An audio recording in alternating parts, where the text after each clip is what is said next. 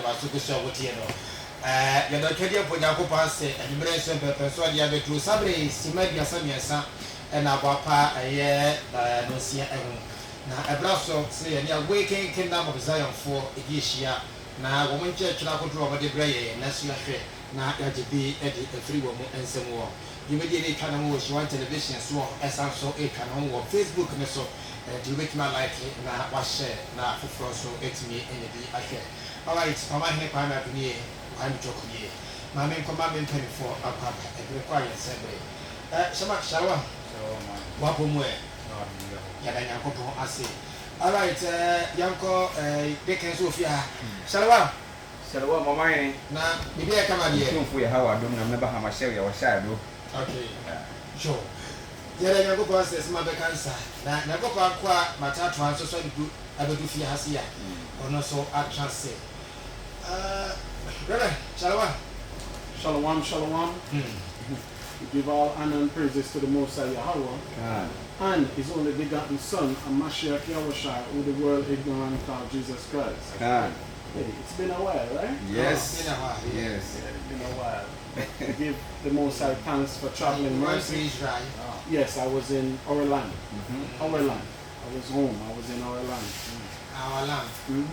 The land of the black man. Okay. The only land that the black man can get prosperity. And and ironically it is when you're in Israel you see a lot of news on Africa. So I don't know how much of you watch news.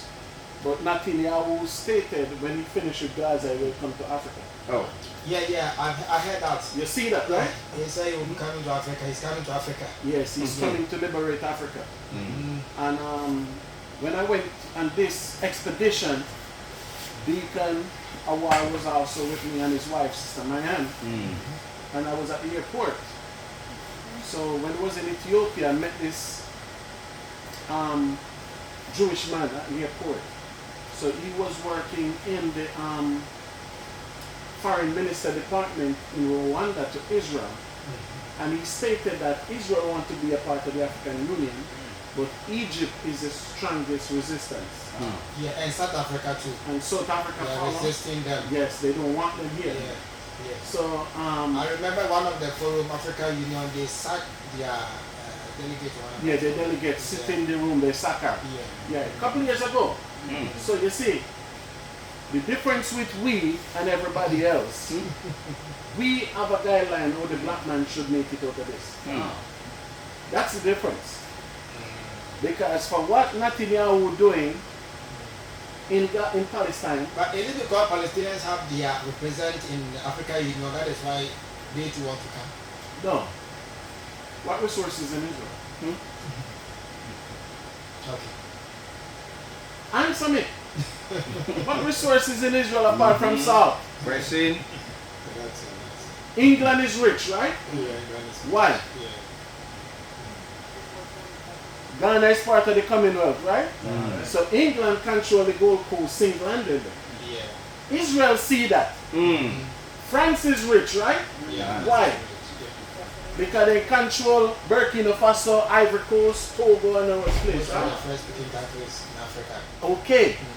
So Israel don't have a backbone to stand on. Who's feeding those Israelis? They have to be begging the Americans for everything. Yeah. Hey, change this check. It's keep going back. Yeah. Okay. Shabbat Korean man. Good. All right, then we share the also 99.5 FM. So, and focus on the channel. Yes. Let's continue. All right. Yes. So let's continue. So now you look and see what's taking place. Netanyahu is smart. He's in Israel over 22 years ruling. So you see all these other countries now, you want aid. You have to come to American Congress and beg and plead. And even they come to American Congress, they tell him, the Congress, people was outside his window demonstrating to leave. So American Congress is split in two. They say, listen, we have to stop support Israel. Do you understand what I'm saying? So Netanyahu will see that. And he say, America and England have their wealth because America control the entire Middle East. Because America signed a deal with Saudi Arabia until the world end. And that deal what America signed with Saudi Arabia is don't matter who, even if it's Israel, America have to protect Saudi Arabia. And Saudi Arabia will give America free oil. Okay. That's a deal signed in the 70s, 1974. Okay. Do you understand me? So these countries have alliance. Name one Israel alliance. Not America and England.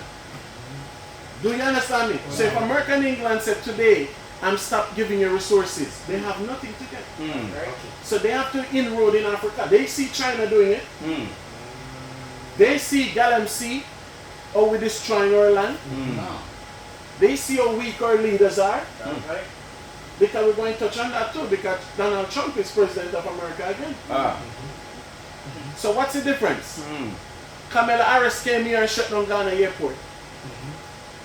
Am I lying? Yeah. We all see that, right? Yeah. Kamala Harris came here and shut down Ghana airport because Nana wanted to hear what she have to say so much. Right. But why the American people never want to hear what she have to say? It's a difference now, right? Yeah. Because for a delegate, vice president to come to your country and shut down the entire country, and now it's our own people rejected her. Yeah. So brothers and sisters, that's why we're here to warn you. Get me Shammah 23:11, Jeremiah. And this is why we're here to warn you, brothers and sisters. It's high time, man. You have to return to the God of your foreparents. Black man and black woman must leave Christianity. Black man and black woman must leave Islam. Because Islam is no different from Christianity. It's the same thing. Teach. Do you understand me? So what you see taking place now, we have a new king in America. That's right. And the people in America, what the people in America tell politicians, Mr. Moderator? We tired of politicians. Was Trump a governor anywhere?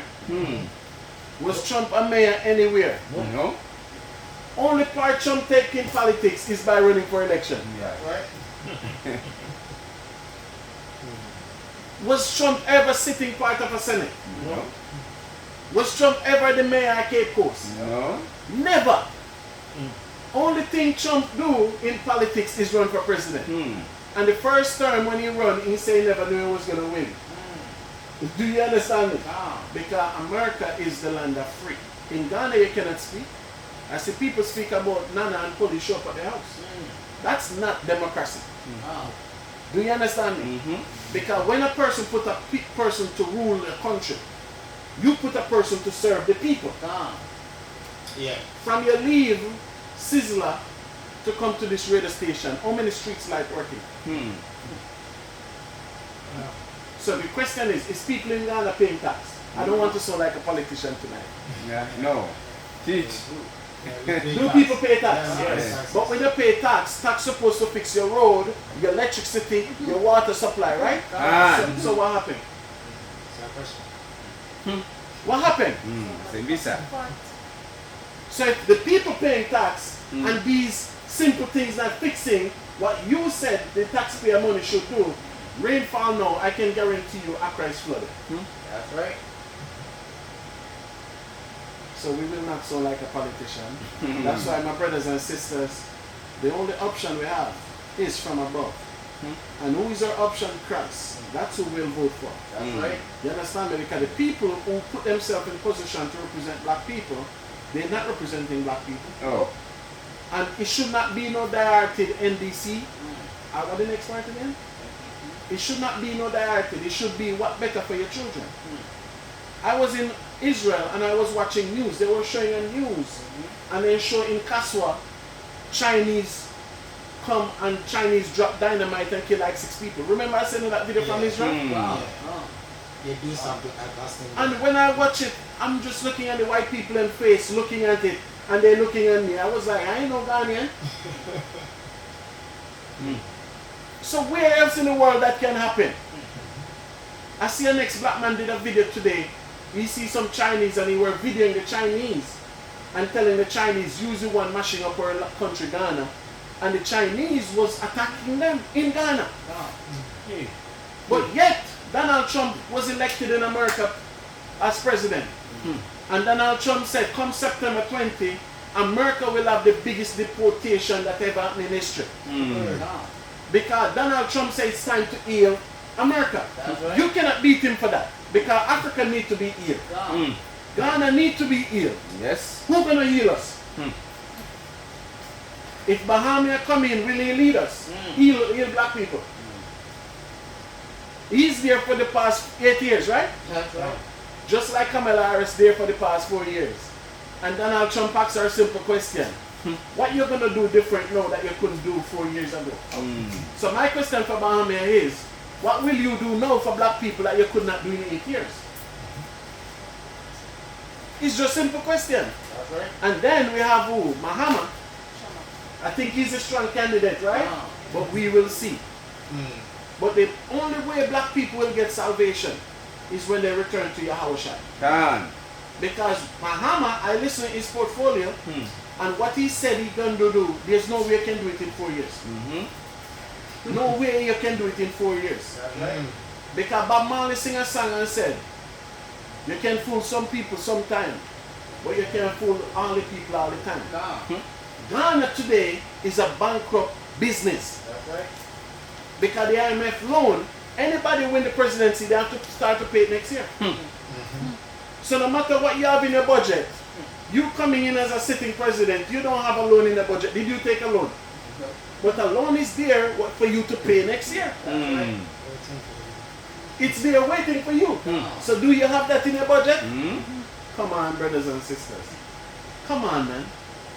Yeah, the only thing I said, we have to put leaders in position that love black people. That's right.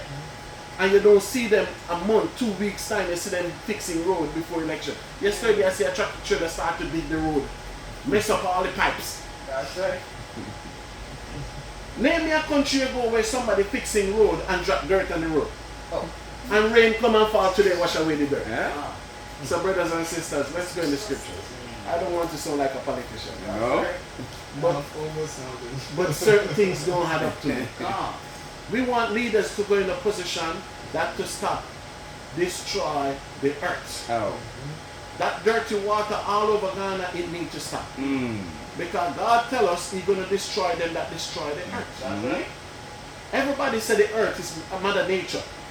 Which is true. Because we get everything from the earth. All our food, our vegetable, our sugar cane, we get everything from the earth. So why destroying it? Why are we pulling all the molecules and everything out? Read what you have from the sir. Book of Jeremiah 23, verse number 11. 14. Verse number 14. I have seen also in the prophets of Jerusalem an horrible thing. What did God say see in the prophets of Jerusalem? Because you notice how all these pastors come out and tight lip and everything, right? But you see how verbal the pastors in America was in terms of telling American people who to vote for. Even the Pope came out and speak. Do you understand me? So let's see what the prophets, what the Most High see in the prophets. I have seen also in the prophets of Jerusalem an horrible thing. They commit adultery. They commit what? Adultery. So what is adultery? They teach a black man to worship white Jesus. And as I said, when I left Israel, where did I go? Where did I go, man? I was in Russia for a couple of days, right? Russia. Yeah, I was in Russia. You see? No, as I said, let's see what the adultery is. That's right. Because, read that quotation again. Jeremiah 23, verse number 14. I have seen also in the prophets of Jerusalem an horrible thing. Read on. They commit adultery. They commit what? Adultery. Meaning physical and spiritual. You see that man in Ghana, in Guinea, in Congo? Yeah, was sleeping with 400 women. Even his pastor wife. That's right. So you see adultery on the physical level. And adultery is on the spiritual level. You're telling black people to pray to Jesus. That's right. Do you understand what I'm saying? No. Read on. And walk in lies.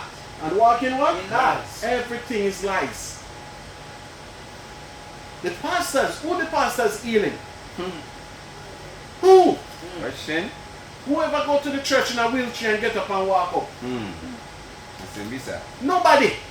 That's right. Even when I read the Bible, when the centurion went to Yahushua, The centurion said, and after our conversation yesterday, Deacon, I think about it. When I read Luke 11 chapter, and the centurion tell Yahushua, listen man, my daughter is sick. And Yahushua said, let me come by your house. That's right. And the centurion said, listen, you don't have to come up by my house. Pray for my daughter right here. You have the spirit. Come on. And Yahushua look at him and said, what faith? Faith. And the man, when the man went home, the man family tell him, your daughter was ill 5 o'clock. The centurion said, I was starting to Christ 5 o'clock. That's right. Yes, that's faith. Do you understand what I'm saying? Come on. So the pastors them, they teach lies and you don't want me to talk about it. That's right. And even sometimes the moderator upset with me. But who cares? Because this week the Roman Catholic Church in America passed a bill to pay 13,000 people that was molested in the Roman Catholic Church in America. That's right. They passed a bill $880 billion to pay retribution for the people who the priests violate. In America, go and Google it. They passed the bill this week to pay over 13,000 little candlestick boy that the priests in the Roman Catholic Church destroy and molested. $880 billion. So what about the people in Ghana that molested? Because Roman Catholic biggest follower on the earth is Africa. That's right. What about these black children in Africa that was molested? I watch video, I say priests beating people with cane in the church and all these things. But no retribution for black people, right? No. Brothers and sisters, that's why you need to come and join course with us. That's right. We will give you retribution. You see that woman from Nigeria that take over the Labour Party in England? Do you see that? What did she say? She said England will not pay nobody reparation, right? Well, she's a liar. She's a liar. And that's how our black people betray us. That's why slavery happened. Read on, sir. They strengthen also the hands of evildoers. They strengthen the hands of who? Evildoers. So that's why the Chinese can come here and do what he wants. That's why the white man can come here and do what he wants. They give evildoers strength. Read on. That's none that return from his wickedness. That nobody will do what? Return from his wickedness. Read on. They are all of them unto me as Sodom. What the Most High said they are unto him? Unto me as Sodom. Read on. And the inhabitants thereof as Gomorrah. Look at this. What was Kamala Harris' message to Ghana? Mr. Moderator. What was Kamala Harris' message to Ghana when he came in? One was The Salome bill, right? the gay and That's right. lesbianism. Not about the homeless children on the street. No. Not about Galamsey. So you see what the Bible said? Our leaders strengthen the hands of Sodom. You give them the ability to come and speak that rhetoric in a country. And Kamala Harris, born in Jamaica like me, why she never went back to Jamaica with that message? Born in Jamaica. Yeah, she's never born in America. She born in Jamaica like all of us. I see. But she could not go back to Jamaica with that message. That's right. But guess where she come with that message? Africa. So you see, brothers and sisters, we have to return to the Heavenly Father. That's right. You understand me? We have to return to the God of our fathers now. Because Donald Trump is in office, he's not, what the word to use? He's not a correct person. Do you understand me? When he came in 8 years ago, I know a lot of you forget, I never forget. The first day in office, what did he do? He put a ban on our Muslim country, right? They couldn't not travel to America. Y'all forget, I remember. He said, no Muslim country will come here. He put a ban. You understand me? That no Muslim will come, because you see the problem is, they putting their anguish to the east. Do you understand me? Because they want to get their resources, little and nothing, for them to establish. So any leader that the Ghanaian people are selected, it should be a leader that put the interests of Ghanaian people first. And a lot of people were angry with me. That's right. Why would you be angry with me? Elect a leader that put the interests of your grandchildren first. That's right. Somebody that loves black people. Because Ghana need to control back our resources. Africa need to control back our resources. We need to stop buying oil from the Arabians. Buy it from Nigeria. What other country will have oil name that sell Israelite? Gabon. Because no Arab country really selling Israel oil. You know this, right? So Israel have to come to Africa. Is Saudi Arabia selling Israel oil? Is Iran selling Israel oil? Is Iraq selling Israel oil? No Arab. So where Israel get the oil from? How do you depend on Africa? Gabon. If Gabon don't sell Israel oil, guess what Israel don't do? So nothing else have to come to Africa. So why we cannot see the same interest in our African partners as Israel do? Tell me if I'm right or wrong. Shamak, explain and make me can do. I don't want to sound like a politician. I know it sounded. Yeah, I don't want to be that way. So let's stick to the scripture. You understand it? But, before Deacon coming, brothers and sisters, examine everything that we sing. Yes. Because by right, the pastors are the one that should warn black people. That's right. The pastors are the one that should uplift black people. The pastors are the one that should speak for black people. But they're not doing it. So he gave us, the prophets and the teachers, to come and open our brothers and sisters' eyes. So just examine what we said. No. Explanation I can go. On our cabin board, other to there, on put up by there, or your politics. My work there, and I should maybe in America, I could do. I am American politics, not that big, no man, I didn't hear them of politics. Then what's in there? The point of the one I can't. For Sunday, I am participating, I will be to do, you may participate now. They are about over and this. No two cadet, who put this world big. Said you a copy the hop, like Colonel, I next year going and Sana, a corner started here. This is a money, I am presidency, and this will mean that's all power. That's what money we had, no, we back at the end is why they walk away the way they now best of money we have no matter. Said that be Shannon with a corner, president or what and what about to open a copy the order, and I'm calling so a year after, and Sana, a corner I started to change the man might know the woman. On an account of that, a corner bed, but no alcohol. On it's them question for I am party, I have this to the idea of what Trump will be them. I wash our washing on a shop, 1 2 minutes to do Sunday, a cold water. You know, and I got a money for all the 18 parts of the 2 have been for a course and Cassandra saying. On top of my adoption, I didn't do all day between a son name and Yamado. Nine hours of so what do I open one of us Sunday, 1 hour or 2 shall come the Ibaba, Deliver, in COVID-19 baby. I mean, that will say a pastor Simocade, but say I saw him walk at a woman puncture, they are fasting and a couple of it and say him there. Sassafras, why am I offer tar? And can you never overcome the asso? I am money paying for it. What say? None of one I not saying, on it, I'm also a money paying for when you know. More to overcome, what's what for what's what you wanted to go.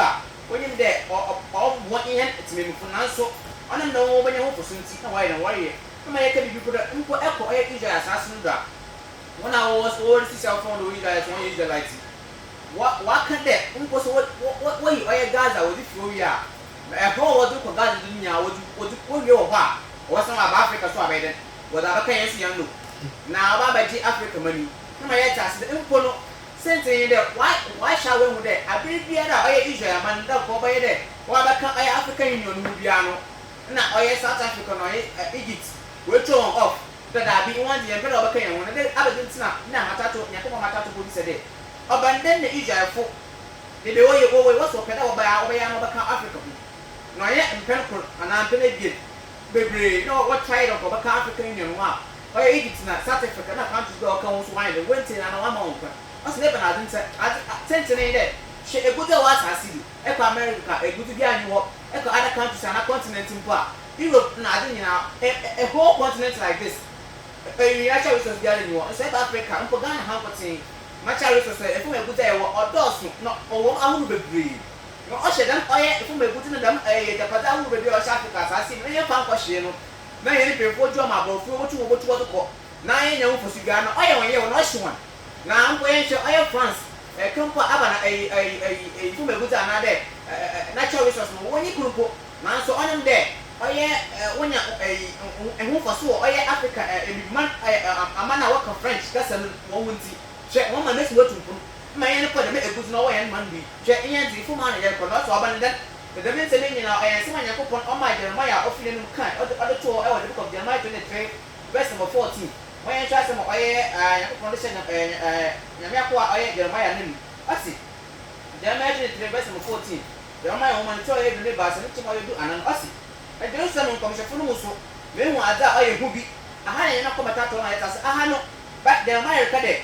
I Jerusalem comes a full muso. Then what I told you, movie, not as given I told you one. I am one at Jeremiah's working all them comes a full and saying I came there. And because of another, a Sophie, and I'm paying for it. You can get them over by a mouth for one wider, one watch one. Now Jeremiah is in there. I am craving paying for our Sophie. Then what to go home? Yes, as some of Jeremiah not to ask what's it? What to our?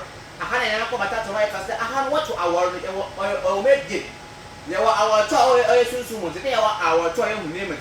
Honey, no different to people other toy and share I music yeah obey. There are one financial secretary Sabbath. Paying power to them. I actually see some of them.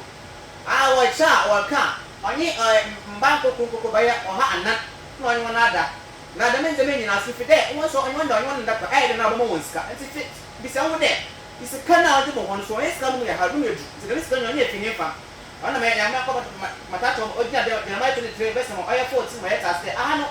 Jeremiah is one I tell you what you said and comes a foot and pay for no ever. I told you what's a watchtower. I'm not on my head. I'm out to know all. Jeremiah not once a moment. The son of Bible, my ass there. I think if we are in your ways, we are seeing the number West in them, West the devil. Into more see what Jeremiah and I bring you on our sooner, or it was in them. Or send the mini pay or pay.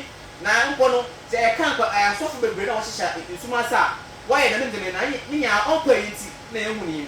Aha, what's kind as our turn, a unique committee. Any committee, I other for 2 boys, a good again for one financial secretary. Ordinary position. Now, go to them to us. So, a kind of comes a full and paying fine, and paying for 1 hour to the afternoon. The ancient comes a full 1 hour check. No, let us our turn, who was in I am commission, I are suffering. No, I am amount for what to the hour, about our child. That's an hour child, any being another desert that on your way there. I am an hour to my head, and I will treat it by our child. I can call you asking him to offend out, you asking him to offend Jesus Christ. Now, what time I didn't see was Sunday, I can be okay there. What I am there, not only you look. It's self-relating about for another food gala. Like our tofu. It's our tune, it will make it. It will soon so much. Hey, and you can make it. It is a effort, like it cost my little friend Jesus. I ain't it. No, I was from here. Yaffaleti. Now I asked him about for agent. Into the magic year or 2. I am construction and pay for 1 month. I did to me before that. What about? What's that on your 2 percent and trade was it? Now what to our now 1 to a 2.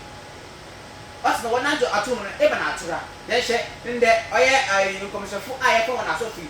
Atura or Kodo, but send a 1 kind of corner on the one you know when your foot no currency.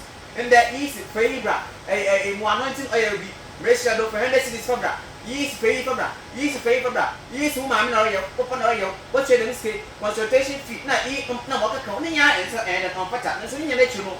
I have a corner walk at your oil every month, another oil to me free. Then I have 2 now, if you must mention him and painful. That so what put over power, what can you know over 2 over ya? Think I only chilling them. No, Yamako Potato will be saying that. And I ain't your tax now. One of what you tax now with your tax. One of what you them will go now, what on them with your tax. See anything out there. Very tax now what you chilling now. What the again? Calling Yamako Potato, little swimming in there, because I'm taxing it. Going in there, I ain't up on our walk. In there, so no company in the country, a park cry, Pana. Into a committee, Pankoda, about 2 months come brave. No, but that's not the Dominion Island, or an Apando. It was bra. Yet, I handcuff in Island, get your tax, Nampo. I told you to be break no alcohol money. I will be a said, Otia. No, but that name or they not as well. No, I try to go to 1 to 1 walk at China. Into up and that name upon oil. No, I tell me that's us. Now I see a million in Sutton. No, I tell Ahano, Ossie. And then pay him, Henman pay from a sophomore. What's it in my foot? Not even in Muya, no matter as I answer. Even Amando and Aban about 1 month never caught. Now it's our okay. It got to a 1 before my booty. Nancy, and no on them there. Then I in Pinfono. What the one inside ship, I in Wefo, one is sassy.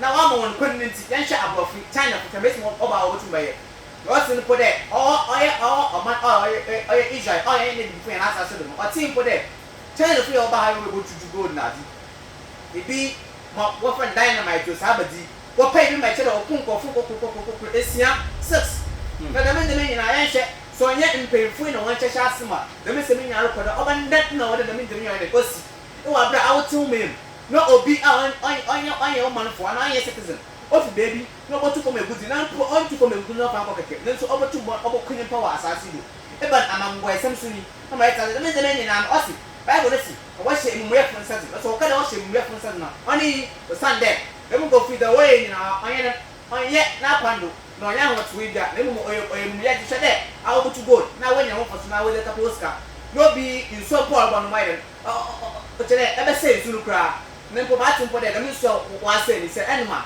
wona wa wugu nya wo so wona tan musu nya wo wa ibi ni se ni wo ibi ni nyoko ibi ni timi tere ekrope na osero ibi tere owo po na wa abode ibi wo na wase tere why pain de do de men nyina ma yeta se de men nyina aya mango esa no emu ya de se obi ku nua be se ifi na wa ye mo na da ma so no bi obe se yeso ama no so ana mo akọ mo wa se oni pedia na kwa bebi no nso oye mu ye ye tell de o se ma obi are enfine mu ye mu ansa won nyina aye me de sodom na won atasefo no aye de gomoria na ma yeta se aha no na me ko mata ato a o yo de na ma ya na asem do o kedi o ke be mu ko fi a wo se mu ye fu nsa de no wo mo obi are so enfine mu ye mu nsa na won nyina aye me de sodom aha sodom no war kan emde so kada sodom no gomora emde obi anadin besi oye sabi oye gay no lesbian okodo ko ye emde ka sodom no gomora obi anadin si damadin o ma yenta se yenhwe se ba ko ne kade me mu kofi unyina wa ye de sodom no gomora yenhwe do 22 abanadin o ma yenta se yenhwe ye ne man pefu obi a wo fra no oye yenhwe oba ya oba ha ya wo fra no Kamel Arisia ono what say LGBTQ+ so sabadabadi oye get the lesbian who sensem nti what in bahi then share the ono po dan asam among boy some other ba ile bi free chere yan che bible mu po ana yan kwati bible po yenyim de na adidi e bi man on fete he ma yan ngin tumi ono ko ti po da ma se no baba ko asemi chere wa mbaka nya fu won nsemu ma maka da yan manu ma ayati so amane pemfo wo ma yan ba hiem na yan din no mani mu da bi among boy some no ba do no baba ko asemi nko ona me da ma adidi nti mpo yan she airport chere wamba no obi angbebi wanko mo obi anko bi chere oba ni nti obi mba obi nko na aba na adi nti no do otumba nya ebibo ya emani mu mpo Ghana do otumba ya da ndene nyina no nyina on fi nya na mu ofi o mane pemfo na me ko mata to je Jeremiah 23 verse 14 no de ase mo si wo Jeremiah na adro do Jeremiah ka de o nya ko na mo mehu de o da amane pemfi anade asofi why the so no gomara na ma so so na adro so na agu fu bi anya o wesi wo oye asase du tiba nyina akonye de ma ka sharwam. Wow. Alright, Shagwan. I was not the better also. Now, Yakin, Cecilia, the man, they can show you. Now, Quandam will be a Homano so, as your mouth, now, what to make it so. You will swallow. Again, I saw my. On mine, in the sima or 2 full Yahawa, and I'm never how much share your shy. We are see, you mean, but about that, Diana, yet then you are no poor, who name in Zina, one being in an agent. How fun Jesus na ya kono wose de mayebo nsubi ire miti shamak ebo he bidu 1 Peter chapter 4 verse number 11 is atua hen elder no afutu na ne checha all the digital chain ye nuanu ebibifo ikanka Ghana igwaina no kwado or the book of 1 Peter chapter 4 verse number 11 Yesha assembly ho. Verse 4 verse 11. Pika mo no do kan Israel na nche mo yedu krono. Basi. So bika assembly a man kan na yame no masam. De bia o to do to bra dem assembly ye kan wa ha. O se obi ka assembly a. On kan dem a oye otumfu no obo so nya asase. Nanum asam. Sa. Enti abra yen elder sha ase do church no. No se on pedo be there.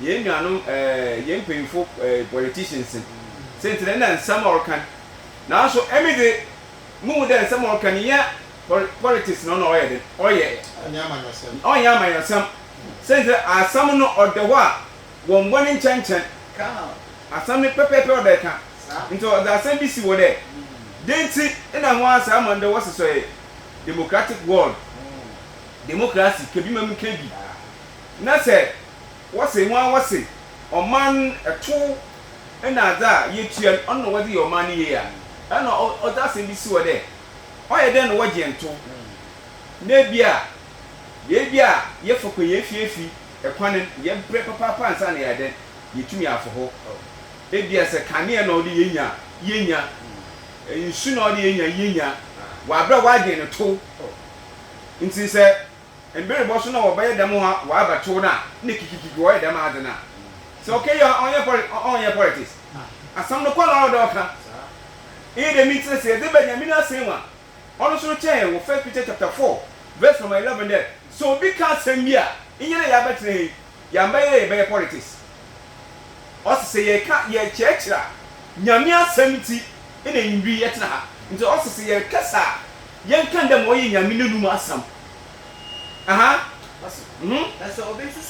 nso obi susum a monsom do fi ahoɔden a Nyankopɔn de ma ɔnsom dɛ ahoɔden a otumfo nankasa yɛ dɛm ɔda ama dɛm ɔno nyame n'anum asam te dɛm a nyame wakyɛn kwan a yɛfa de yɛ dɛm yɛsom enti abɛtu bibiara no na kɔ matato a ɛyɛ ne mpanyinfo sɛ wɔbɛhyia a yɛkyɛkyɛ yɛn nuanom dɛ yɛn nuanom yɛ nyipefee dɛ yɛyɛ dɛ yɛresom ɔbɔ ade no yɛn nuanom yɛ nyim dɛ yɛresom wakyɛn baabi wɔse ɔhɔ ne yɛ heaven na mmom ne yɛkyɛ yɛn nuanom dɛ bi ɔyɛ ahindi ahinkuro bi a otumfo na dɛsɛ nam ne ba ha ma hyɛ yɛ ɔhyɛ de wayɛ dɛ wahyehyɛ nti yɛn nuanom wɔn botae nyan dɛ ɛsom a wɔwɔ ma wɔsom no ogyina otumfo ne som do na wɔnam dɛm som no so de bɛyɛ dɛm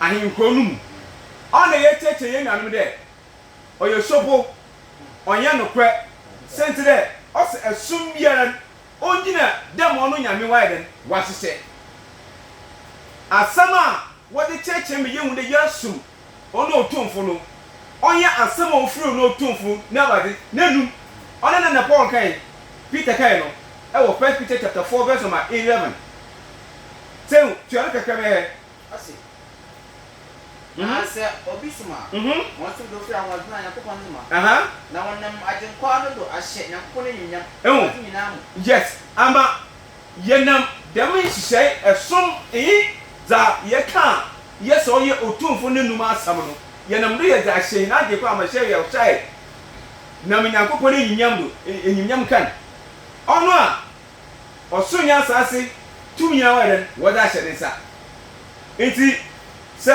ɛyɛ ne sɛ yɛbɛtena ha na yɛn mpanyinfo kyerɛkyerɛ dɛ nhyehyɛ biara a ɔwɔ seesei wii ase a wɔde kyɛn dɛ ɔyɛ Christian som Muslim som na ade ne nyinaa no yɛkyɛ dɛ ɔnyɛ som a ogyina ɔno nyame ɔbɔ so nya asase n'anum asam do na ogyina ne som do a ɛna ɔwɔ senti ɔman ne tie yɛn paa ɛna ɔwɔ senti nti sɛ yɛba yɛbɛkyerɛm ma ɔman ne ehu dɛ nti na yɛkyɛ dɛ ngyina nyame anum asam do ngyina nyame ne som do hwɛ yɛyɛ bibi wɔ Ephesians chapter 4 verse number 29 sɛnti dza ogyina nyame anum asam do dza ogyina nyame ne som do no ɔsɛ ɔde enyimnyam hyɛ kɛse dɛ ma nyɛ ɔbɔ so nya asase nti nyɛ dɛ emi na awo yɛka gyina beebi a yɛsɛ yɛfɔ asɔrefi na yɛtontom otomfo no ɔna ɔkyɛ yɛde enyimnyam no yɛdrɛ dɛ deebi yɛdrɛ ma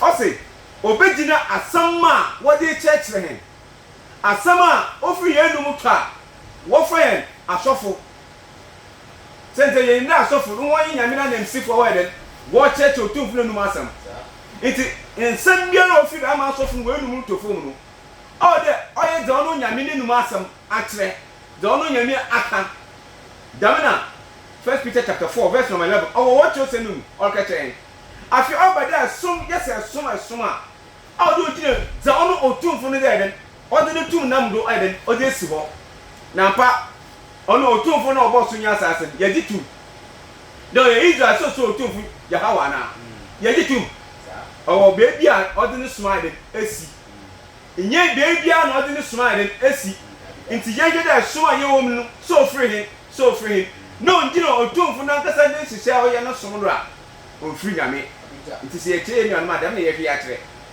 ono badema ye mbom su ye yan te Christ yen kan assembly odi empapem ntoto de badebi nyame ya otumfu o abo so nya attack oye kope Ephesians chapter 4 verse 29 Ephesians 4 verse 29 Pisa mo monitor ana nti mo oye de mo akuna asi man kasa funu biara nti mo menu o se ma kasa funu biara den on free henenu sa obande ye cheche otumfu no obo so nya asase nenu ma asama enye de kasa bi o ndino no otumfu nenu ma asam oye kasa fun obefiri yenum atofom enye hwe de nsem biara ye kan ojo no otumfu nenu ma asam do asambia ye kebere onjiro no tumfuno no asambia oso oye kasafun ofiri ohwiase ofiri obonsam no afi kodo nemmo za oye mantodo a ohia ose dam nsam no oye mantodo sedo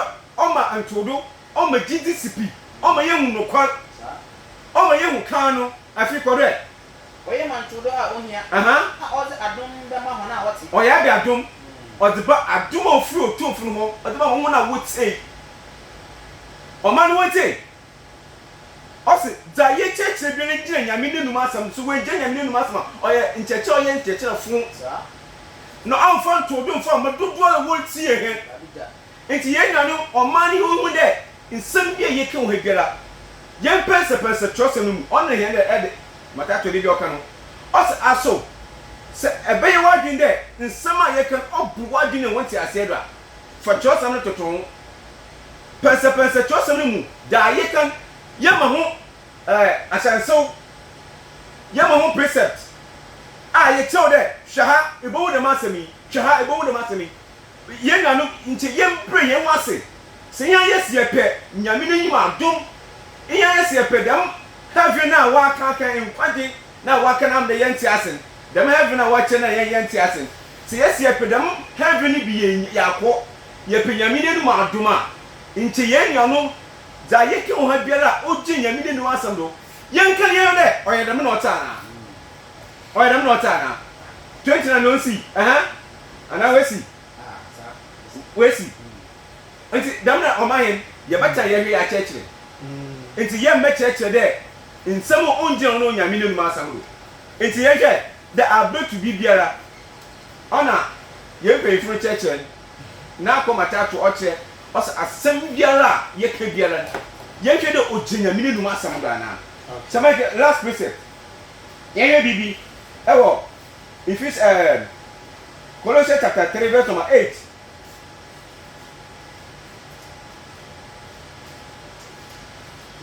okay oguso bo bi etwa asem no yemfa homare ntugwa na dekini kuso awo maye emuncheche mo no etie fon so betimi afre 0557 036562 0557 036562 abusia homare dem ati eguswa de cheche ne ema obetimi afre asem Colossians chapter 3 verse number 8 we are for 1 Corinthians chapter 10 verse number 31 Colossians 3 verse number 8 answer about 1 Corinthians chapter 10 verse number 31 first answer into order honor yen and the council be what the book of Jeremiah chapter 23 verse number 14 also say the commission be church aba church na church denti na wo friend commission okay denti wo friend prophet man aya oman aya da oya yo ho no oya sun boy there what's a man of God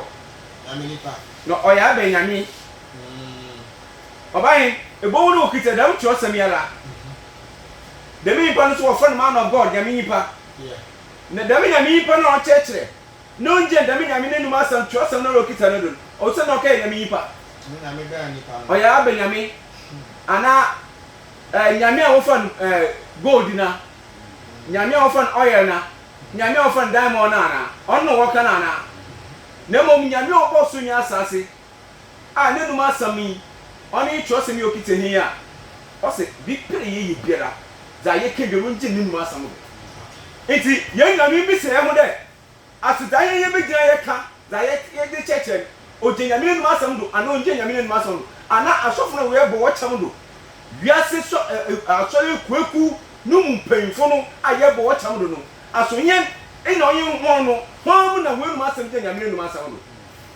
ɔyɛ asɛm bisa ɔyɛ challenge a yɛ to yɛ de mo wɔn ɔyɛ challenge Ephesians chapter 10 1 Corinthians chapter 10 verse number 31 First Corinthians 10 verse number 31 Corinthians humanitarian edu ncho mo da sokro na menti so mo ready do mo no mo ye bibia ro mo ye ni nyina amma nya kokona nyinya ɔman sɛ yate ɔman yate nti sɛ ɔyɛ sumu bibia mu edidi mu na ɔkyerɛ ɔman odum bibi ne sɛ yɛ ba kampo yɛ bɛkyerɛ dɛ nyame ɔbɔ so nya asase no yi ne man Israel zi yɛn si wɔ no ɔma yɛ ne bra wɔ yɛ didi mu kwa wɔ sɛ didi dɔn fa nyame so mu ɔman yɛ wɔn ka dɛm a wɔ sɛ didi ɔna kyɔ sɛm ne ka kyerɛ ɔsɛ edidi mu bibia yɛn yɛ hyɛ nyame anyimnyam den ti ɔbɛka dɛm bibia sɛ ntirɛ ɔrema yɛ hu dɛ ɔno nyame na ɔbɔ yɛn ɔno na ɔbɔ so no so yɛn asase na ɔde yɛn tum nti ɔno ne bibia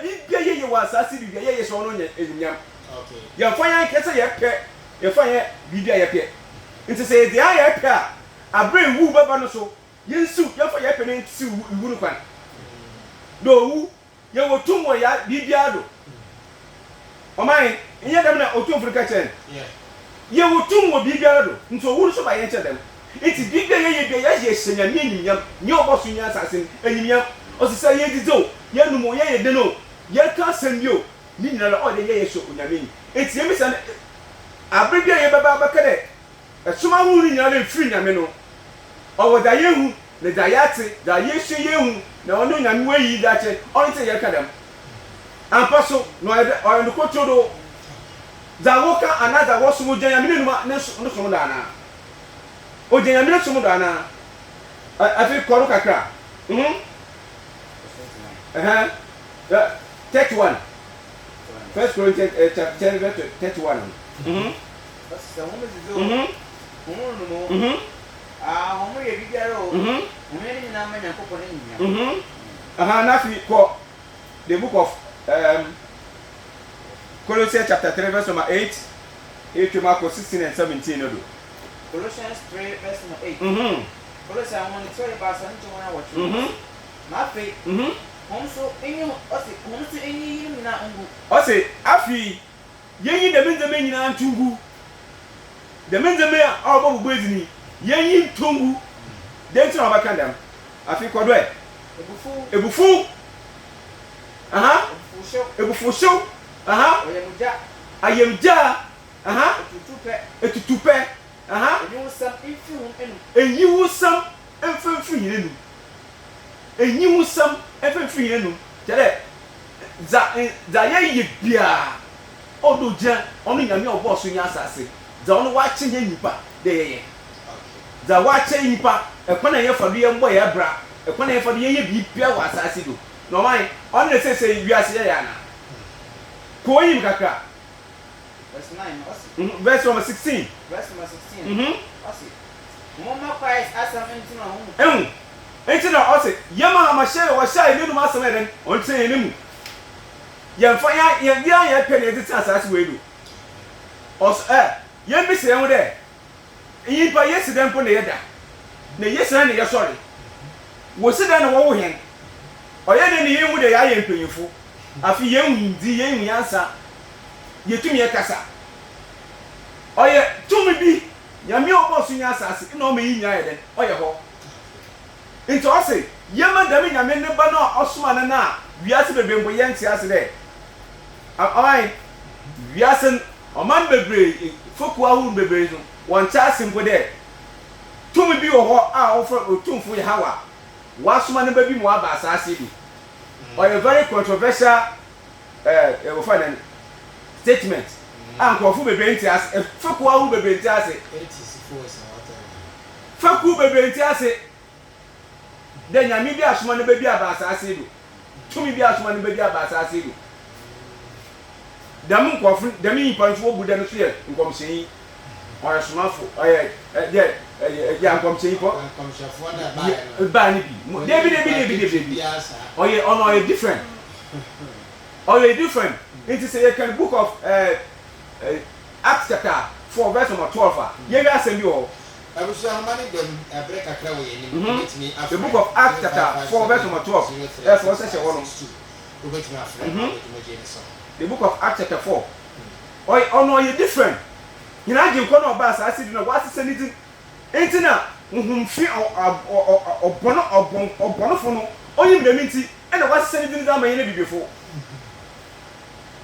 the book of Acts chapter 4 verse number 12 Acts 4 verse 12 Acts 4 man tran oyana mo yeduri na nkwaji nyu biara so ɔsɛ nkwaji biara nyu ɔman sɛ hu nkwaji nyu biara mu Esu zin fufu biara inyu wiasa izin fufu biara so nyi wiase a wadama wanyimpo mu otwa de wadama wonyipam otwa de wajiye nko ɔman sɛ hu ɔman sɛ hu ɔsɛ izin biara nyi hɔ bo wiase yi mu wonyipa mu a wode si hɔ da wo botu mu agye nye yipa nkwa wo especially yɛn ne bibefo a yɛn yim de wo yɛ Israelfo da me yɛn agye nkwa ne wasesa ne din ɔne idin kope a enti ɔyɛ ho wɔ Philippians chapter 2 verse number 10 kana ho asɛm the book of Philippians chapter 2 verse number 10 yɛn asɛm bi hɔ enti ɔyɛ idin kope ɔne ntina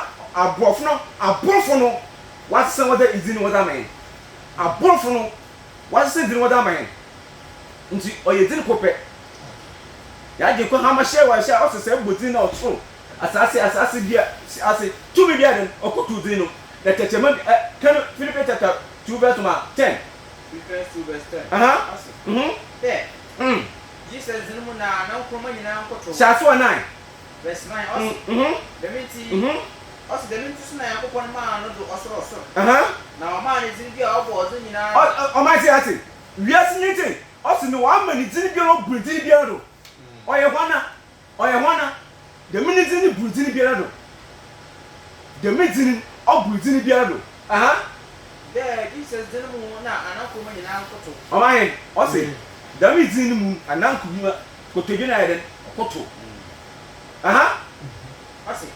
Osoro nya asase fu nya. Osoro nya asase. Ni asase fu nya. Nya asase ase. Na tetema nyina pa mu kade. Tetema nyina pa mu kade. Atin ko pa sin ewase ihye egya yankopon aninya. O man say ati. Yeah. Eni nti na dama abofo no, wasese dem di woda ma ene bibifo. Nti o si bibia ye wo nunum. Sa nenum asam, ye ka asam a bibia lo je nenum asam no.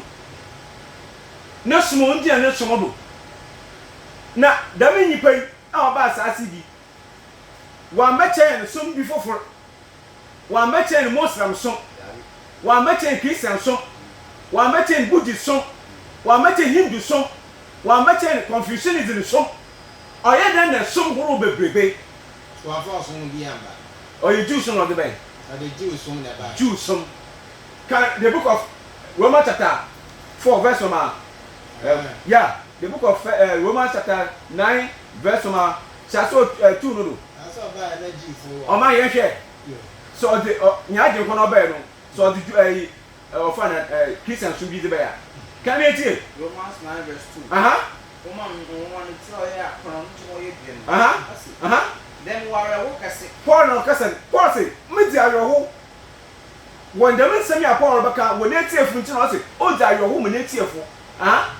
Anya wa obotu wo makpom. Yati, da me yo no on tweda. Paul no ka da masem. Ye nwa ni so ala, ni so wa send ni upon Paul. Na mpeda wo ye mare busu bi fi Christ. Mamu nua no ma wo ye mebusuafo. Mu nua no ma wo ye mebusuafo. Wo honam afom. Wo ye Israelfo a ba ye. Enti Paul boy hona. Boy Israel ni. Oti mu nua no wo honam afom. Wo ye Israelfo a wo no wa pɛ ho na ban. O man se ye ka aka se wo ka wa pɛ obi aban na. Na se chere. Wa pɛ obi aban. Wo ba besie bi wo na me se ma ba pɛ na aban na chere. Ati abofan. Tell me dey. Mehwa no. Me ne betina. Yeah. Nti oswa kotikete na me bete no. Nti otumfo na nkasa wa pa Israel da banyan afikono Enye nyam no. Osi Israel fo na nyimnyam na me na nyimnyam no da mo wan. Ye tese o keke o ma no wote. Israel fo na nyame na nyimnyam ye nyimnyam hu ni bi keke. Ye ase nyimnyam da bi nya otumfo no bo so nya asase na nyimnyam o da ma Israel fo. Kodo e. Enye na hyem no. Nyame na hyem ye no nya Israel fo no ye na afa hyem. Apam. Kodo. Enye mbra hyem no. Enye no o de mbra ma hen. Mbra ye de betra asase do. Mbra what the better as do. Into says a young and young to the Israel. What? Correct. O my own way, young photo. One and the sum. One and the sum. One other one. O my saying, yeah. Quado, I want you to Christ or them soon. And you know what when I'm on the deck, I need to do all my Israel, man. And I need to know you more. I'm going to be a David or Israel.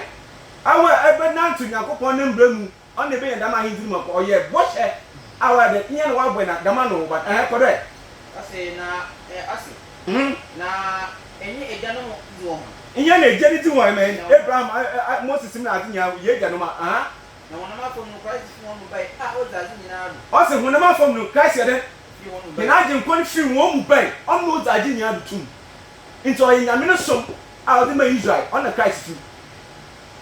Okay, change today. One bay say in Comsefo and Ambra no. No more be send. Okay. Into head and a Christ or the Sun Fu be by. Christ and Fashion Fu Biama. You know, you come, myself, Jew Sumana, Central, Yamit and Nussum, or I'm Israel. Or you Israel, or you Jew, or no Zian to me. Into one fact, as soon as we get fine and found Brian. Christianity, or Edom. Wom phone what did I so what Ibrahim? One to kind I'm there, near the or class you are, but what we pay against I said. Okay, research. There, even Islam religion. No, so you don't know creative. You better review them secret in our. You betcha. Yes. So go man for the creative Islam. It never until I said, you won't call on the local bed, but me at him. If you are thrown down, I would add the tree be. Alright, Ebenezer, and you're sorry, so. It's a yes, it's a you're catching you there. The ye church would get at Jijonia minimum assembly. That you can get a if for your soon. Also, the only your person there. That you can honor that, or you can say, you can. And then you are bossing us. I said, what come there? That ever can get Ujin Yamin was some. So I assume Ujin Yamin on Uncle said that a sumo this war. Yate Yade, Yaminasum, or Israel man on mine. Whom I know are waking of Zion, Namnaqua Matatu. Sado, said to fasten, I catch a change la corner. In the catch a kepus upon Johnson, meaning. Now Yamina Duma say, Dama.